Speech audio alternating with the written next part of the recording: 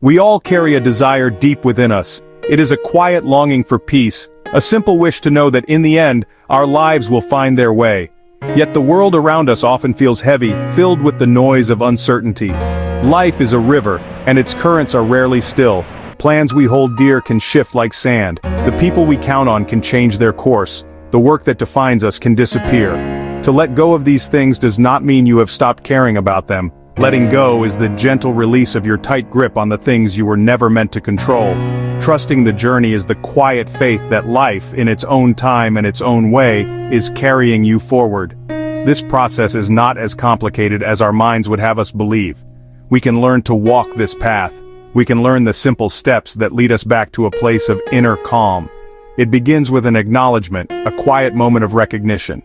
We must first see what it is we are holding on to so tightly. Often we clench our fists around worries without even realizing it. The first step toward letting go is to simply notice what you are holding. Find a quiet place where you can be undisturbed for a minute or two. You do not need anything special. A chair to sit in, a spot on the floor. Close your eyes if that feels comfortable. Turn your attention inward. Ask yourself, what is the one worry that feels heaviest right now? Let the answer rise without judgment. Give it a name. The meeting tomorrow. The argument last week.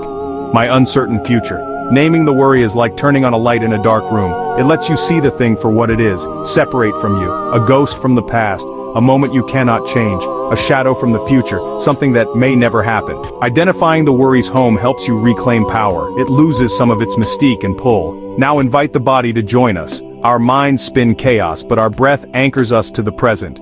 Let's take 3 slow, deliberate breaths together. Breathe in gently through the nose for 4. Hold for 2. A moment of stillness. Breathe out through the mouth for 6. As you exhale, imagine tension leaving shoulders, jaw, hands. This rhythm tells your nervous system, you are safe now. Breathing is not a distraction, it's grounding. You create a small pocket of peace.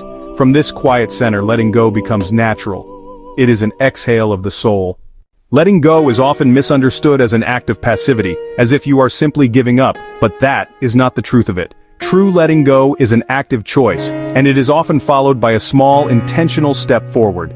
It is about redirecting your energy. Instead of pouring all your strength into holding on to the worry, you release it and use that newfound energy. If you find yourself consumed by anxiety about finding a new job, the act of letting go of the overwhelming fear can free you to do one small thing. Perhaps you spend 15 minutes updating just one section of your resume. Or you send just one email to a former colleague to reconnect. If a relationship is causing you distress, letting go of the need to control the outcome can open a new path. It might mean choosing to set one small, kind boundary. Or it could be asking one gentle, open-ended question to better understand the other person. These steps are not meant to solve the entire problem in one fell swoop.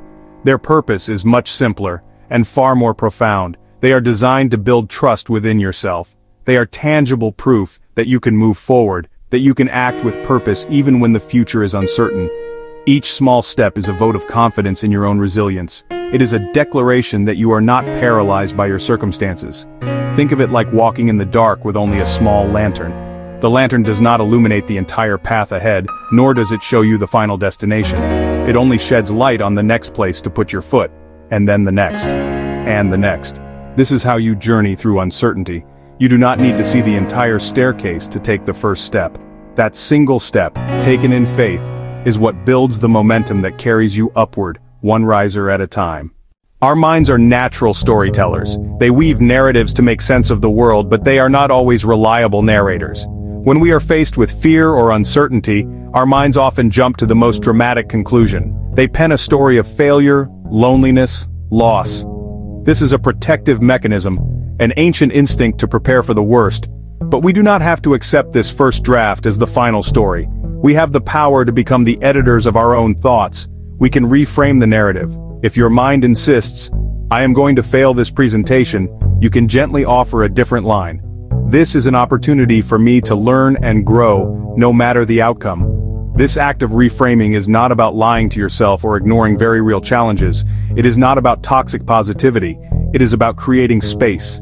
If your mind whispers, "If this relationship ends, I will be alone forever," you can counter with a quieter, more hopeful truth. Change is difficult, but it also brings the chance to meet new people and discover new parts of myself. A reframe does not erase the hard facts, but it does loosen their grip on your emotional state.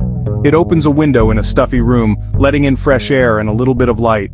Think about how you would speak to a dear friend who came to you with a deep fear. Would you confirm their worst anxieties? Of course not. You would listen with compassion. You would validate their feelings, saying, "I understand why you feel that way." And then, you would gently offer them a different way to see it. You would remind them of their strength, past triumphs, capacity to handle difficult things. We must learn to become this kind of friend to ourselves. We must learn to speak to ourselves with the same gentleness, the same patience, the same unwavering belief in our own resilience. So why should we trust the journey? Because the journey implies movement. Life is not a static destination. It is a flowing, ever-changing river. You are a part of that flow. Every twist and turn, every calm pool and rushing rapid serves a purpose. It is through navigating these changes that we learn. It is in taking those small, uncertain steps that we find a strength we did not know we possessed. Trusting the journey does not mean you will be free from fear. Fear is a natural human companion. Trust means you continue to move even when fear is walking beside you. It is the quiet confidence that you are heading somewhere meaningful. This trust is not built on grand epiphanies, but on the accumulation of small pieces of evidence. A day where the anxiety feels a little lighter, a kind word from a stranger that lifts your spirits, a moment of genuine peace watching a sunset, a single, deep, calming breath that centers you in a moment of chaos. These are the signposts along the path. Train your eyes to look for them, collect them like precious stones. They are the foundation upon which your trust is built. Letting go also means recognizing you do not have to walk this path alone. Turn to one person you trust and say, "I am struggling with this." Ask for one small thing. Not to solve it, but maybe their advice, their company, their listening ear. A burden shared is a burden halved. The journey of letting go and trusting your path is a skill. Like any skill, it grows stronger with practice. Be gentle with yourself as you learn. Some days will be easier than others. Celebrate the small victories. The moment you chose a reframe over fear. The day you took one small step instead of staying frozen. Trust is not a switch you flip. It is a seed you plant and nurture. Over time, with small acts of faith, that seed will grow into a deep, abiding tree. So today, try just one thing. Take one small step. Notice how it feels. You may find a little more calm. You may find a little more trust. And your journey will move you forward. Well, go on.